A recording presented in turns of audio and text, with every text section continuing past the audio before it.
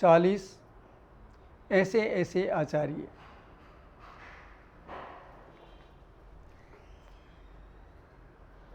बंधुओं, इस यात्रा में खोज के लिए आश्रय केवल भगवान का नाम और हमारे संकट मोचन हनुमान जी, सब जगह आश्रय यही मिलते थे। और सच पूछे तो इनका भाव रूप से आदेश था कि बहुत बुद्धि के चक्कर में मत पड़ना, और जहाँ जहाँ बुद्धि के चक्कर में पड़े वहाँ वहाँ हम भटके। लेकिन आखिर मन है, नहीं मानता, चंचल है। तो जब हमें कोई आचार्य विद्वान दिखाई देता है तो हमें लगता है यहाँ जाकर कुछ लाभ हो जाएगा। बंधुओं, ऐसी घटना मेरे साथ पन्ना में हुई। मुझे बताया गया कि प्राचार्य हैं, उनका नाम पता सब कुछ दिया गया, और मुझे कहा गया कि यदि आप इनके पास जाएंगे तो ये पन्ना महाराज के लाइब्रेरी के भी इंचार्ज रहे हैं, आपको बहुत कुछ यहाँ से मिल जाएगा। बंधुओं, मैं उनके घर गया। यद्यपि मेरे पास समय नहीं था, अपनी योजना के अनुसार मुझे निकल जाना चाहिए था, लेकिन मन में लालच हुआ कि पन्ना महाराज के पुस्तकालय के प्रभारी रहे हैं तो कुछ नई चीज़ देंगे। मैं घर गया तो बोले, मैं अभी बहुत व्यस्त हूँ, आप कल आइए। मैंने कहा कल तो मैं निकल जाऊँगा, कृपा करें मुझे आज का ही समय दे दें। उन्होंने कहा अच्छा 3 बजे आ जाइए। अब बंधुओं, 10 बजे से 3 बजे तक का समय एक शोधार्थी के लिए अनावश्यक घूमते घूमते निकालना बहुत कठिन था। मैं जिन कार्यकर्ता के घर ठहरा था उनके घर भी नहीं गया, और लगभग 10 बजे से मैं 3 बजे तक सड़कों पर इधर उधर घूमता रहा, मारा मारा फिरता रहा। 3 बजे मैंने जाकर उनका दरवाज़ा खटखटाया। एक वृद्ध माताजी आई और बोली, क्या बात है? मैंने कहा आचार्य जी ने बुलाया है। बोले वो अभी नहीं मिलेंगे, वो सो रहे हैं। मैंने कहा माताजी उन्होंने 3 बजे मुझे बुलाया है। बोले मुझे नहीं पता, और उन्होंने झटके से दरवाज़ा बंद कर दिया। अब वहाँ एक दिक्कत ये थी कि आसपास कहीं पानी की व्यवस्था नहीं थी, मुझे प्यास लगी थी, कहीं छाया की व्यवस्था नहीं थी, गर्मी के दिन थे, धूप थी, और मैं ऐसी दीवार के साथ कहीं कहीं बैठ के अपना टाइम निकाल रहा था। लगभग 1 घंटे के बाद, आधे घंटे के बाद मैंने फिर दरवाज़ा खटखटाया तो उस महिला ने दरवाज़ा ही नहीं खोला। मैं फिर बैठा रहा वहीं उनके दरवाजे पर, देली पर ही बाहर बैठा रहा। तभी अचानक एक युवक आया 1 घंटे के बाद लगभग। उसने आके दरवाज़ा खटखटाया, किसी ने दरवाज़ा नहीं खोला। उसने अंदर हाथ देकर जंगले में से दरवाज़ा खोला और वो अंदर चला गया। मैं भी उनके पीछे पीछे चला गया। जब मैं पीछे पीछे गया तो वो माताजी फिर नाराज़ हो गई कि तुम्हें किसने बुलाया, अभी क्यों आ गए? तो आचार्य जी ने बुलाया है। बोले उन्होंने नहीं बुलाया, आप अभी नहीं मिल सकते। अब मुझे बड़ा अजीब लग रहा था, आक्रोशित भी था कि ये क्या तमीज़ है। लेकिन तभी अंदर से आवाज़ आई, इनको आने दो, आने दो, इनको आने दो।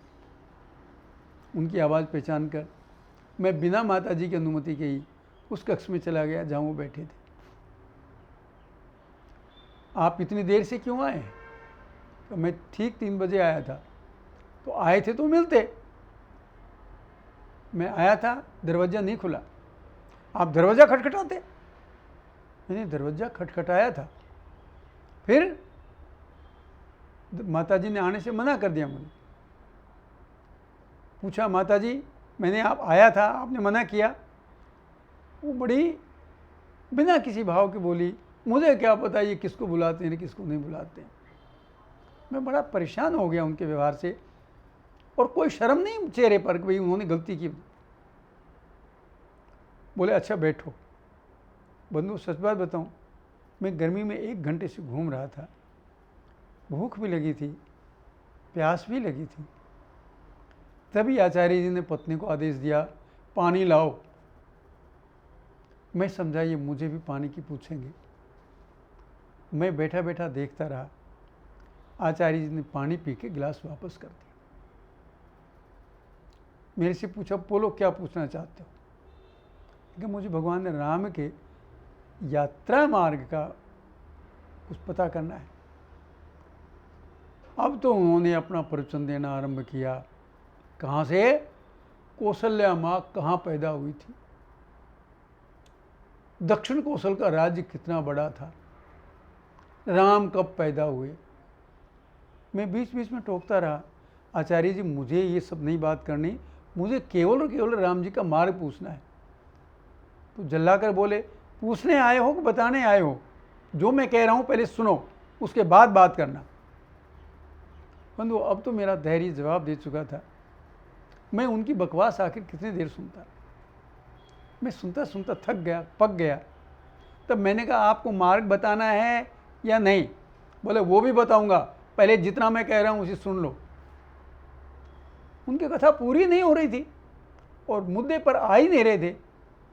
अब मुझे उनसे पीछा छुड़ाकर भागना था। मैंने कहा, आचार्य जी आपने मुझे बहुत ज्ञान दिया, आपका प्रवचन बहुत अच्छा है, अब मुझे कहीं जाना है इसलिए मैं अब जा रहा हूँ।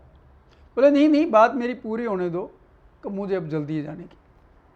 और उनकी बिना अनुमति के लिए मैंने अपना थैला उठाया और चल दिया। वो पीछे से आवाज़ लगाई, यहाँ आकर आपको बहुत बड़ा लाभ हुआ होगा, फिर आइए विस्तार से बताऊंगा और इस सब शोध कार्य में हमारा भी ध्यान रखिए। बंधुओं, मैंने तो उनको सुना ही नहीं, बाहर आया, झटके से उनका दरवाज़ा बंद किया और मैं अपने काम पर निकल गया। भाव ये है कि जहाँ जहाँ हमने इन तथाकथित बुद्धिजीवियों का आश्रय लेने का प्रयास किया, वहाँ वहाँ हमें धोखा मिला और हम परेशान हुए। बताने वाले कौन मार्ग? इन तथाकथित बुद्धिजीवियों को राम जी के बारे में कुछ नहीं पता। विशेष रूप से ये जो वामपंथी विचारधारा के लोग हैं, ये तो भटकाने का प्रयास करते हैं। कौन बताएगा? किसान बताएगा, मजदूर बताएगा, पंसारी बताएगा, पटवारी बताएगा, मछुआरा बताएगा, यहाँ तक कि अगर आपकी ठीक पहुँच हो तो डकैत भी आपको बता सकता है। लेकिन तथाकथित इतिहास के विद्वान इसके बारे में कुछ नहीं बता पाते। मैं तो इन्हीं के सहारे, राम भक्तों के सहारे, भाव के सहारे सारा मार्ग खोजा है और आज तक कोई इस पर प्रश्न चिन्ह लगाने वाला मुझे तो नहीं। जय सीताराम।